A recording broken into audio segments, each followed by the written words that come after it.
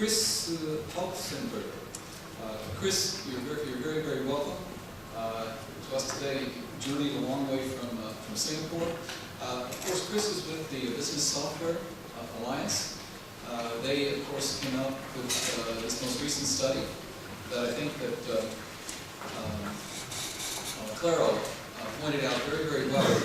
You know, often we're sitting here in Japan, and I'm probably the worst of it. I see all the problems. And what you don't realize is not only does the infrastructure work, but there's a lot of things in the services area as well, and in the regulatory area that work very well in Japan.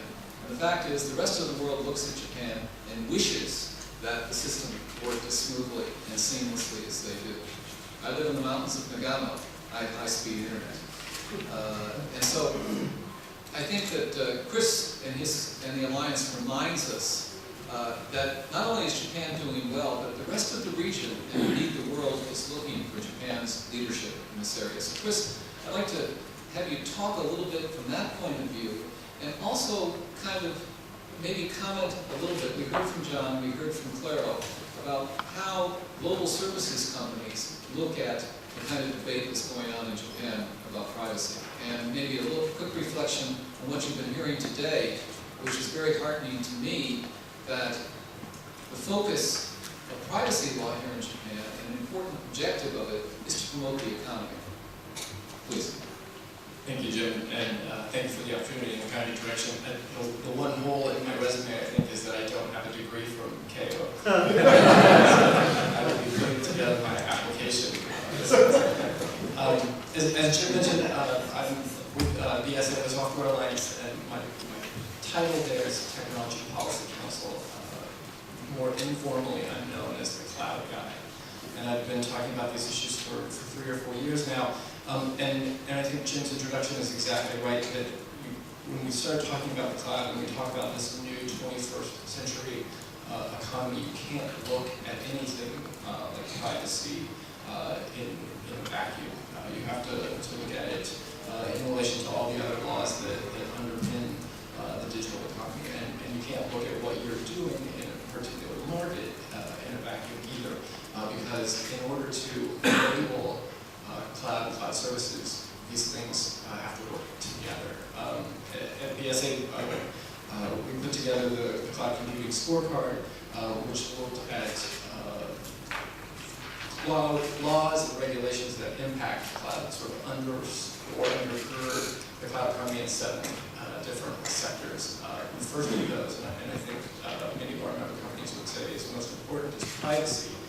And that's really, we have a twofold interest there in privacy. The first of those is in order to affirm consumer trust. We believe that consumers won't use cloud or cloud services if they don't have faith that their data is secure, that it won't be used or divulged in unexpected ways. And at the same time, as we've been talking here, privacy is really key to enabling cross-border services, enabling cross-border data flows. And that will allow countries and companies in Japan to take advantage of the economic gains that cloud computing can deliver. So we really see privacy as an enabler. As Mr. Kumakai mentioned earlier, cloud and big data, we think, will drive a huge part of economic growth in the future. So the key question then becomes, how can privacy law help that happen?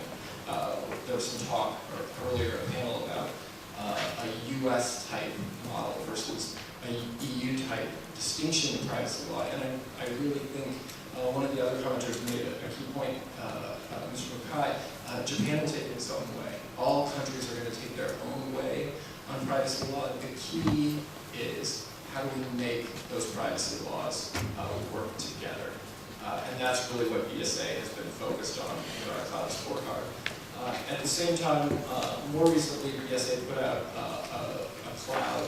a digital trade agenda for the 21st century because, as I mentioned earlier, we can't look at these things in a vacuum.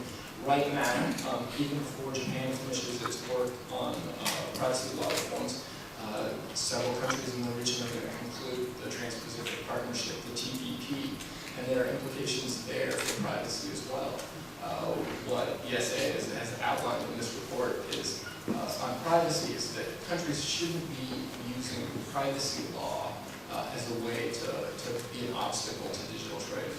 Other countries shouldn't be putting rules in place that will prevent Japanese companies from selling into those markets. And what we really can't have, and what we've seen is some other jurisdictions, is substituting rules on where data sits, where it resides geographically, as a substitute for privacy and security. We understand, I think anybody understands the importance of being able to wrap your arms around something, but that doesn't make it more secure. We talk a lot of times about you can put your money under your mattress, but is it really safer there than it would be in a bank? And I think ultimately, Jim summed up these 2 points almost perfectly when we began the day, when he said, privacy needs to be protected, but information needs to be shared. And that's really the two things that are motivating ESA's work on all of these issues.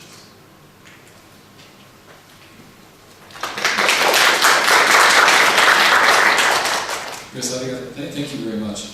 やはりご指摘よくわかりました。つまり海外にいる方々がですね、よく日本のね、議論をですね、言っていると思います。それから学ぶべきこと、学びたいところが多いので、逆にですね、そういう意味ですね、我々みんな今日いらっしゃっている方々の役割とかですね、責任が重いだと思います。日本が決めた枠組みがアジアとかですね、世界の日本になるようにですね、